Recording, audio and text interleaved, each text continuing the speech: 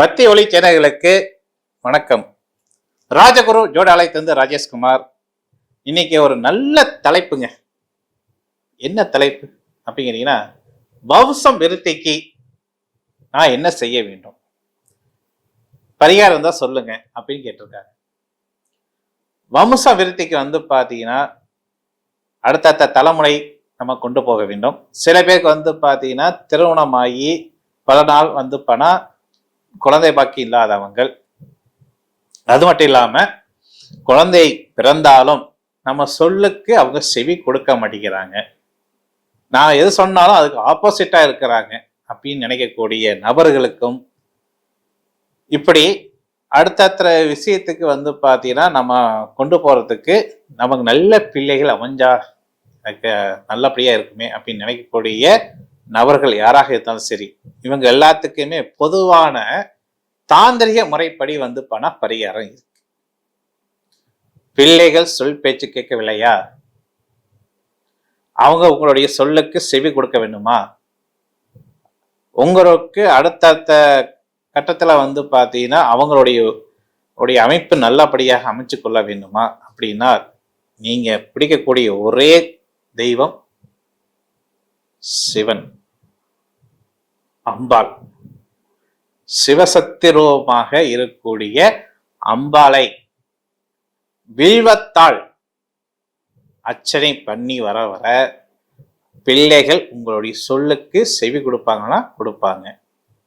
சரி, எனக்கு திருமணம் ஆயிடுச்சு, குழந்தை பாக்கியம் எனக்கு இல்லை, ஏன்னா அடுத்த வம்ச விருத்திக்கு என்னோட என் வம்சம் போகக்கூடாது, அடுத்த வம்சத்தை பாடா எனக்கு பிறப்பெடுத்தா, அதாவது எனக்கு ஒரு பிள்ளை பிறந்தாதான் அடுத்த வம்சம் தலை நிமிர்ந்து நடக்கும் வாய்ப்பினை இருக்கு அப்படின்னு நினைக்கக்கூடிய தம்பதிகள் நீங்களாக இருந்தால், நீங்க செல்லக்கூடிய ஒரே கோயில் என்ன கோயில் அப்படின்னு கேட்டீங்கன்னா, மணப்பாறை பக்கத்தில் இருக்கக்கூடிய அம்பாள் ஆச்சுங்களா.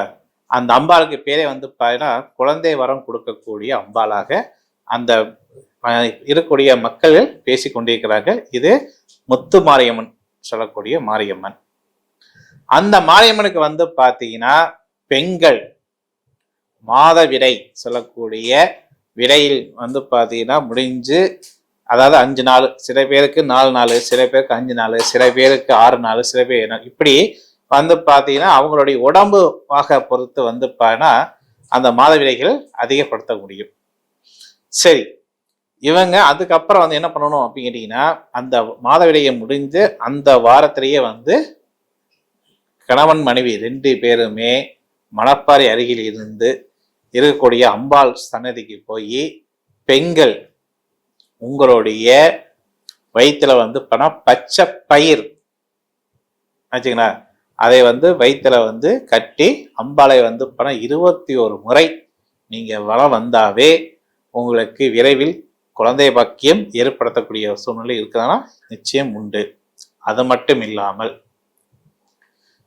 புதுக்கோட்டை பகுதியில சத்திரம் கிராமத்தில் இருக்கக்கூடிய காமாட்சி அம்மன் ஆலயத்துல பாத்தீங்கன்னா இனி இருக்கு. அந்த ஆலயத்துல நீங்க பிள்ளை வரம் வேணும்னா பிள்ளையோடைய அம்சமுள்ள ஒரு சிலையை நீங்க கையில எடுத்துக்கொண்டு கணவன் மனைவி 2 பேருமே அந்த குழந்தையோடைய பொம்மையை கையில வச்சுக்கிட்டு அது அப்படியே 21 முறை அம்பாளை வலம் சுத்திட்டு அந்த அம்மாள் மேடையை வச்சு, அம்மா எனக்கு இந்த அமைப்புள்ள குழந்தை எனக்கு பாத்தீங்கன்னா பிள்ளையாக எனக்கு வரத்தை கொடுமா அப்படின்னு சொல்லி வேண்டி வணங்கிட்டு வந்தால் உங்களுக்கு குழந்தை பாக்கியம் நிக்குமானா நிச்சயம் அந்த மாதத்திலேயே குழந்தை வரம் உங்களுக்கு ஏற்படுத்தி கொடுப்பாள் அம்பாள்.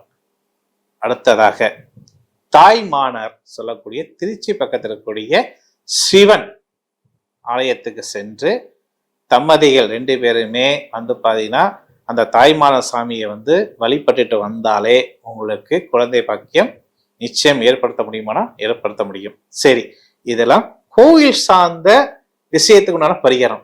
சில பேரு என்ன சொல்லுவாங்க, சார் நான் இந்த காலத்தை தெய்வமே இல்லைன்னு சொல்றேன், நீங்க தெய்வங்கிறீங்க, கோயிலுக்கு கொண்டு போனா மட்டும் எனக்கு குழந்தை வந்துருமா என்ன அப்படின்னு கேட்கக்கூடிய எத்தனையோ பேர் இருக்கிறீங்களே.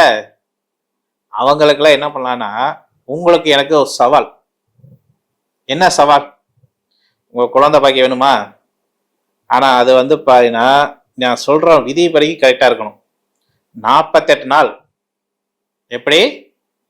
ஒரு மண்டலம் அப்படி சொல்றீங்க. 48 நாள் வந்து பாத்தீங்கன்னா, ஆண்கள் வந்து சபரிமலைக்கும் முருகன் கோயிலுக்கும் அதுக்கப்புறம் வந்து உங்களுக்கு பிடித்தமான தெய்வங்கள் என்ன தெய்வங்களோ அத்தனை தெய்வத்துக்கு நீங்க மாலையை போடுறீங்க.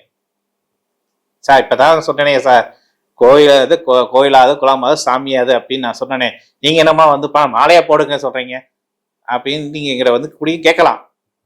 நபர்களே, இதுல ஒரு சூட்சம் இருக்கு. என்ன சூட்சமம்? நீங்க மாலை போனீங்கன்னா உங்க மனைவிக்கு வந்து என்ன பண்ணீங்க, உங்க ஆசைக்கு மனைவி இறங்க மாட்டேங்கிறா அப்படின்னு அவங்க மேல ஒரு கடுசாய்ப்பீங்க. உடனே வந்து பாத்தீங்கன்னா அவங்க மேல வந்து கோவப்படுவீங்க. ஆனா மனைவி வந்து பாத்தீங்கன்னா என்ன சொல்லுவாங்க, அட அறிவட்ட புதுசா, உனக்கு தான் வந்து பாத்தீங்கன்னா தெய்வத்து மேல நம்பிக்கை இல்ல, கொஞ்சம் எனக்காச்சும் இருக்குயா, அதையாச்சும் விடுயா அப்படின்னு சொல்லி உங்ககிட்ட எப்படி அவங்க வந்து வெளிப்படையா சொல்ல முடியும்?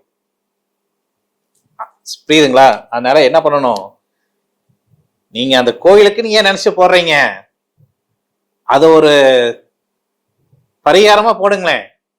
அந்த பரிகாரம் மூலமாக எனக்கு நன்மை வரணும்னு நினைச்சிட்டு போடுங்களேன். ஏன் கோயில் நினைச்சிட்டு நீங்க ஏன் மலையை போடுறீங்க? உதாரணத்துக்கு வேணா சொல்லலாம், முருகன் கோயிலுக்கு போடுங்க, ஐயப்பன் கோயிலுக்கு போடுங்க, அதுக்கப்புறம் வந்து அடிக்கடி வந்து ஏன்னா சபரிமலைக்குன்னா வந்து ஐப்பசி மாசம் மட்டும்தான் மாலை போட முடியும், மற்ற நாட்கள்லாம் போட முடியாது. ஆனா முருகன் கோயிலுக்கு எப்ப வேணா போடலாம்ல, அம்மன் கோயிலுக்கு எப்ப வேணா போடலாம்ல. அதுவே சும்மா சரிங்க, நீங்க வந்து முருகன் நினைச்சும் போட வேண்டாம், அம்பாள் நினைச்சும் போட வேண்டாம், உங்களுடைய ஆரோக்கியம் நினைச்சு ஒரு 48 நாள் வந்து மாலையா போடுங்க. ஏன்னா அப்பதான் மனைவி மேல உங்களுக்கு வந்து பிரியப்படாது. இந்த மாரி வந்து ஆண்களை வந்து பாத்தீங்கன்னா மாலை அணிஞ்சுக்கிட்டு நான் சொன்ன மாரி நீங்க ஃபாலோ பண்ணுங்க, அது போதும். இல்ல சில பேருக்கு சார் எனக்கு முருகன் மேல பற்றுதல் இருக்கு சார், எனக்கு வந்து அம்பாள் மேல பற்றுதல் இருக்கு சார், எனக்கு ஐயப்பன் மேல பற்றுதல் இருக்கு சார், எனக்கு வந்து சிவன் மேல பற்றுதல் இருக்கு அப்படின்னா எது ஆனா சரி, அப்படிப்பட்ட நபர்களும் மாலையை போடலாம். புரியுதுங்களா? அப்படி மாலையை போட்டு நீங்க என்ன பண்ணலாம், விரதம் இருக்கணும், கடுமையாக விரதம் இருக்கணும். என்ன விரதம் இருக்கலாம்? அதுக்குன்னு பட்னியா கிடத்துட்டு 48 நாள் பட்டியா கிடக்குதுன்னா கிடையாது. ஒரு வேளை உணவு எடுத்துக்கணும். உப்பு, காரம், புளிப்பு இந்த மூணுமே வந்து பாத்தீங்கன்னா குறைச்சி எடுத்துக்கோங்க, அதிகப்படுத்த வேணாம். உப்பு, காரம், புளிப்பு இந்த மூணு பொருளையும் நீங்க வந்து கம்மி பண்ணி நீங்க வந்து 3 வேளையும் நீங்க உணவை எடுத்துக்கலாம். சில பேர் வந்து உப்பே போட வேணாம், சில பேருக்கு வந்து காரம் வேணாம், சில பேருக்கு வந்து பாத்தீங்கன்னா இது வேணாம், ஒரு புளிப்பு வேணாம். இப்படி எல்லாமே வந்து கரெக்டா பண்ணிக்கோங்க. பெண்கள் அந்த மாதவிடை சம்பந்தப்பட்ட நாட்களை வந்து நீங்க வந்து கரெக்ட் பண்ணிக்கோங்க. அதுல முதல் நாள் என்ன நீங்க செய்யணும் அப்படின்னு கேட்டீங்கன்னா, மிளகு 21 மிளகு, பாவக்காய்